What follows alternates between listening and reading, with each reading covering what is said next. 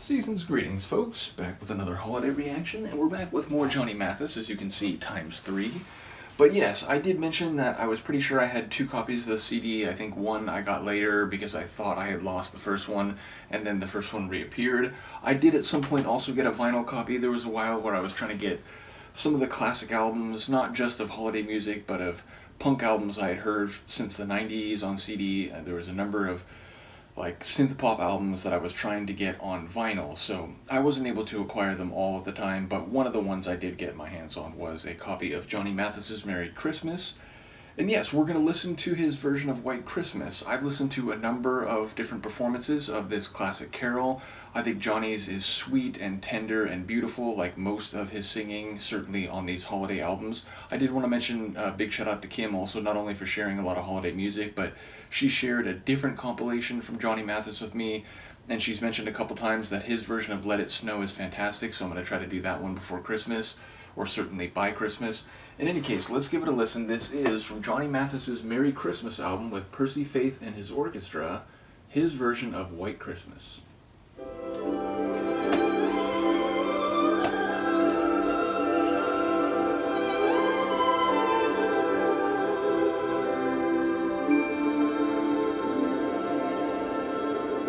I'm dreaming of a white Christmas, just like the ones I used to know, where the treetops glisten and children listen to hear sleigh bells in the snow. I'm dreaming of a white Christmas, with every Christmas card I write. May your days be merry and bright, and may all your Christmases be white.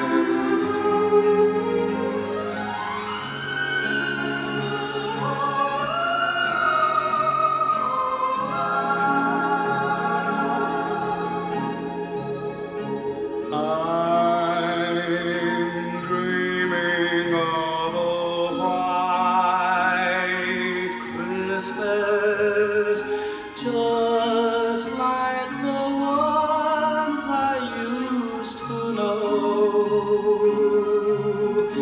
where the treetops glisten and children listen to hear sleigh bells in the snow.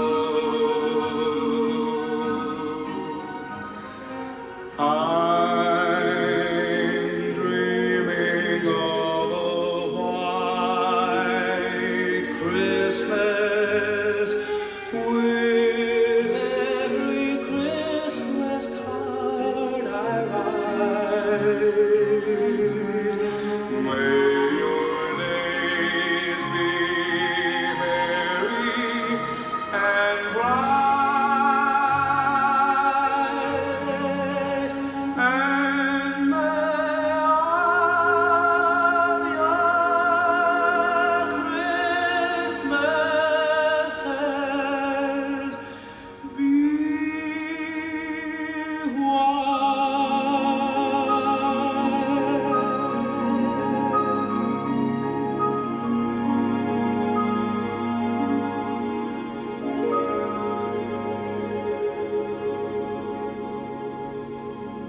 There's like one sound there, and it sort of stood out right at the end that I'm not sure what makes that sound. I don't know, it's like a harp or something. It had this real, quivering echoic quality to it, but all the other elements that I can identify are fantastic. I like the backing angelic vocals. There's clearly a female vocal that goes very high and angelic at a couple points along the way. Ultimately, the strings, very nice.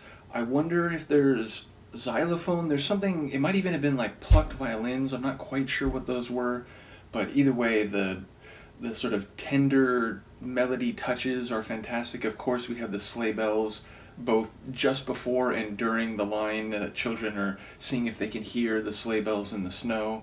So again, just a beautiful rendering. Shout out again to Percy Faith and his orchestra, but of course at the center of it all is Johnny's beautiful voice, very sonorous, very rich, going really high in a couple points, maybe not as super stratospheric high as I've heard him go in some other carols, but just hitting the moments right and then stretching a couple of the extensions just to a really good place. So ultimately, again, this whole album is just classic to me, and there's not a single carol that he does in a way that I think is, doesn't quite hit the mark. I think he's just on point for everyone, and this is another example. Obviously different even from some other classic versions, meaning Andy Williams' version has a bit more of a popular sound. I think there may be an acoustic guitar here. There was sort of a strumming rhythm at the beginning, but it's a bit less guitar sounding than in the Andy Williams version.